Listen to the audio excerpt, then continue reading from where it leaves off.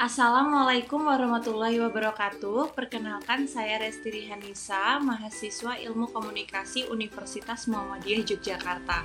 Saya adalah peserta mata kuliah Metode Penelitian Komunikasi Kualitatif 2022.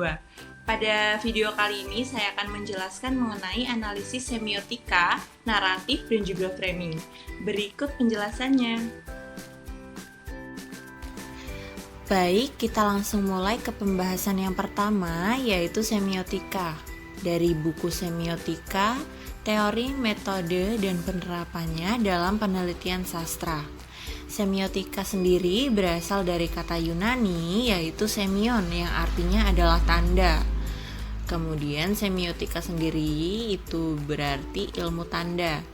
Semiotika dikembangkan oleh dua ilmuwan besar di daerah yang berbeda, Saussure di Eropa dan Peirce di Amerika Serikat. Saussure menyebutnya semiologi, kemudian Peirce menyebutnya semiotika.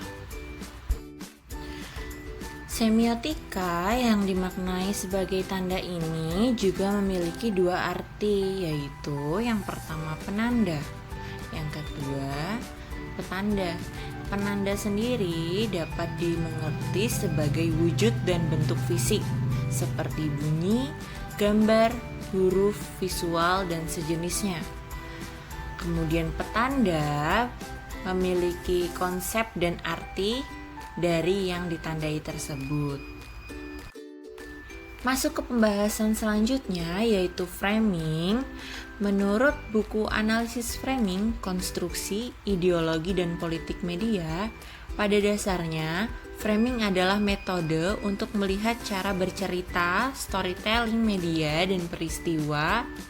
Cara bercerita itu kemudian tergambar pada cara melihat terhadap realitas yang dijadikan berita. Kemudian cara melihat ini berpengaruh pada hasil akhir dari konstruksi realitas. Analisis framing adalah analisis yang dipakai untuk melihat bagaimana media mengkonstruksi sebuah realitas. Analisis framing kemudian juga dipakai untuk melihat bagaimana peristiwa dipahami dan dibingkai oleh media.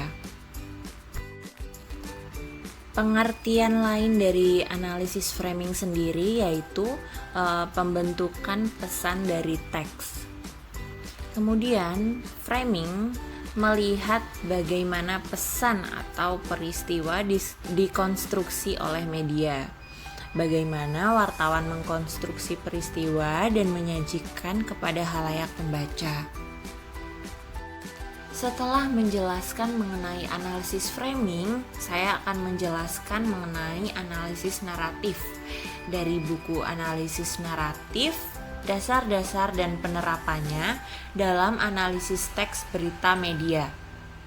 Analisis naratif adalah analisis mengenai narasi, baik narasi fiksi seperti novel, puisi, cerita rakyat, dongeng, film, komik, dan yang lainnya, ataupun fakta seperti berita.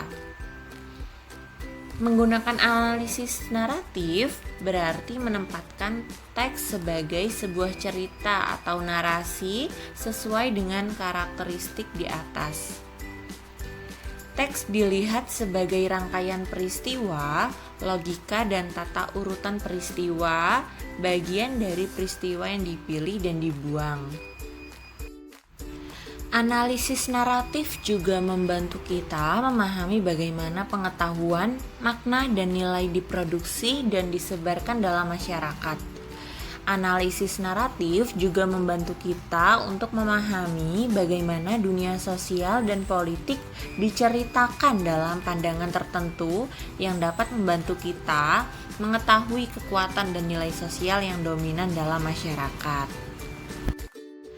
Kemudian, analisis naratif juga memungkinkan kita untuk menyelidiki hal-hal yang tersembunyi dan laten dari suatu teks media. Peristiwa disajikan dalam bentuk cerita, dan dalam cerita tersebut sebenarnya terdapat nilai-nilai dan ideologi yang ingin ditonjolkan oleh pembuat berita. Terima kasih, sekian. Saya meminta maaf apabila terdapat kesalahan kata. Wabillahi taufiq walhidayah. Wassalamualaikum warahmatullahi wabarakatuh.